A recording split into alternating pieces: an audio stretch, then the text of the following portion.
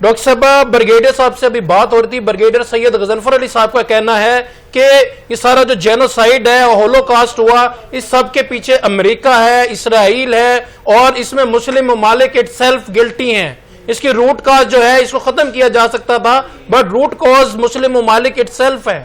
کیا کہنا چاہیں گی؟ تھینک یو جی پلیئر مس. بالکل ٹھیک ہے کہ ہم سب اس کے اندر گرتی ہیں, ہم سب کو اس کی روٹ سے پکڑ کر اس کو ختم کرنا چاہیے تھا, لیکن وہ بات انہوں نے ٹھیک کی اپنے بزنس کی خاطر جو ہے اگر نہیں بولا تو یہ ایک لمحہ شکریہ ہے پوری اسلامی امہ کے لیے کہ ان کو بولنا چاہیے تھا. جتنی جینوسائیڈ ہوئی ہے آپ دیکھیں کہ صفحہ ہسٹری سے مٹانے کی کوشش کی گئی, لیکن جب آپ آج کی بات کریں تو اقوام متحدہ نے بھی یاسین احمد صاحب کا یہ بیان پاکستان کی طرف سے, پاکستان کی پوائنٹ آف ویو سے بات کروں تو نہ صرف پاکستان کی صحبتی جرت کو یہاں پہ سلام ہے اور اس کی جرت کو ظاہر بھی کرتا ہے, بلکہ دنیا کے سامنے اسرائیل کے اصل کردار کی تو ہم بات کریں تو اسرائیل کا جو اصل کردار ہے وہ نکھر کر سامنے, نکھرنے سے مراد میں اس لیے کہہ رہی ہوں کہ ایک چیز جس کو ہم ہمیشہ سے ہڈن رکھتے تھے اب اس کا جو مخروط چہرہ ہے وہ سامنے آنا شروع ہو گیا ہے اور اس کو احساس بھی کیا گیا ہے. اور ان کا جو بیان ہے اس کے کچھ پہلو ہے وہ سامنے آتے ہیں کہ آصف احمد صاحب نے یہ واضح کر دیا ہے کہ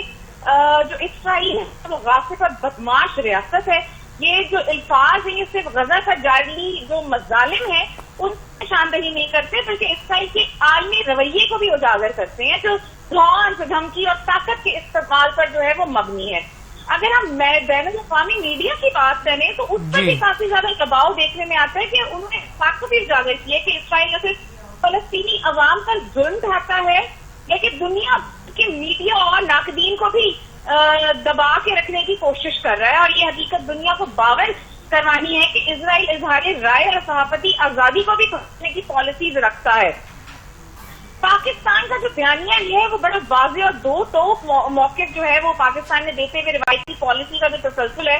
وہ اسرائیل کو بطور ایک قابض اور ظالم ریاست تسلیم نہیں کیا جا سکتا. ایسے موقع پر جب کئی ممالک اپنے موقف میں نرمی ابہام رکھتے ہیں پاکستان کا یہ صاف گوئی قابل ذکر ہے کہ اس نے کہا ہے کہ یہ بدماش اور غاصب ملک ہے اور بین الاقوامی برادری کے لیے ایک بہت بڑا پیغام ہے کہ یہ جو خطاب تھا دنیا کو متوجہ بھی کرتا ہے کہ اب وقت ہمیں آ گیا ہے کہ اسرائیل کے مظالم کے خلاف عملی اقدامات کیے جائیں. صرف قراردادیں اور بیانات کافی نہیں ہیں, ہم سب کو پوری مسلم امہ کو فلسطین کے لیے کھڑے ہونا ہے, ان پر جتنے بھی مظالم ڈھائے گئے ہیں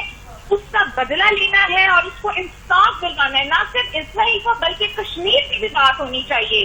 جہاں پہ مسلم امہ اکٹھی ہو جائے وہاں فلسطینی مسلمان اور جو کشمیری مسلمان ہیں ان سب کے لیے برابر بات ہو تاکہ ہمارے جو فلسطینی بہن بھائی ہیں جو کشمیری بہن بھائی ہیں ان پر جو مظالم ڈھائے گئے ہیں ان سے ان کی خلاصی ہو اور جو اسرائیل کا مکروہ چہرہ ہے وہ مزید نکل کے سامنے اور اس کے اس مکروہ چہرے کو مسخ کرنے کی اب جو ہے وہ وقت آ گیا ہے اور ہم سب کو مل کر یہ کرنا چاہیے.